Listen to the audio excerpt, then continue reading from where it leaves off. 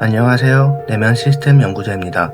열심히 사는 사람, 자기 자신에게 엄격한 사람일수록 자기 자신을 더욱 몰아세우기에 자기 비난에 의해 무너질 수도 있습니다. 나는 왜 이것밖에 못하지? 노력하지 않는 자, 먹지도 말라. 등과 같은 말을 자신한테 지속적으로 해주면 자신의 체력이 닿는 한에서는 분명 노력을 할 것입니다. 하지만 이 노력이라는 것이 아이러니한 면이 있습니다.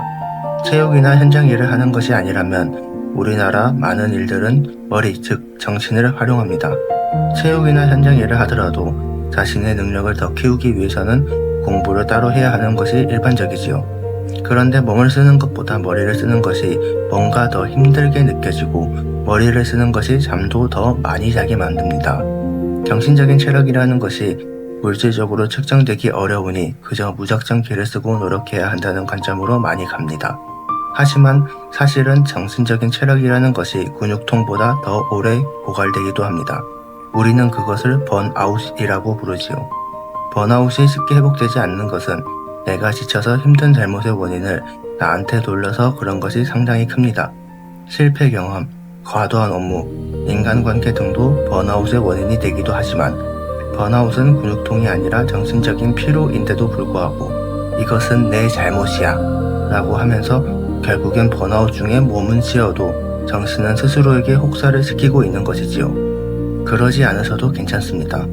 근육통은 시간이 지나면 낫지만 번아웃이 시간이 지나도 낫지 않는 것은 스스로가 지친 것을 인정하지 않고 오히려 더 채찍질을 하기 때문에 그러한 경우가 훨씬 많습니다. 근육도 무리를 하면 며칠 쉬어야 하는데 많은 사람들이 자신의 정신은 휴일에도 쉴 틈을 주지 않는 경우가 굉장히 많습니다. 자기 자신을 너무 안아주지 않으니까요. 명상을 해도 소용없이 느껴질 수 있을 겁니다. 정신이 너무 고갈되어서 신경까지 피로해지면 명상만으로는 정신적인 번아웃을 해결하기 힘들 수 있습니다.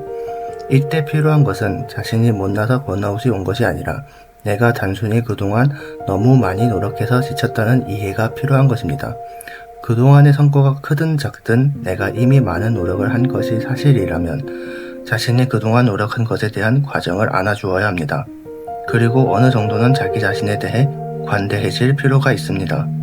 어떤 학생은 수학 문제집을 풀 때 틀려도 한방눈만 체크하는 경우도 있었습니다. 저도 처음에는 그게 문제가 있는 것이라 생각했습니다. 하지만 지금에서야 생각해보니 틀린 문제를 보고 스트레스를 너무 받을 바에는 그렇게라도 하는 게 나을 수도 있겠다라는 생각이 들었습니다. 물론 지나친 외면은 당연히 안 좋지만 우리 모두 스스로에게 어느 정도는 자유로워질 필요도 있다 생각합니다. 번아웃이 왔을 때 진정으로 필요한 것은 더 열심히 하라는 채찍이 아니라 내가 이미 충분히 노력했다는 인식 전환입니다. 오늘 영상은 여기까지입니다. 다음 영상은 다른 자기 비난의 유형에 대해 알려드리도록 하겠습니다. 감사합니다.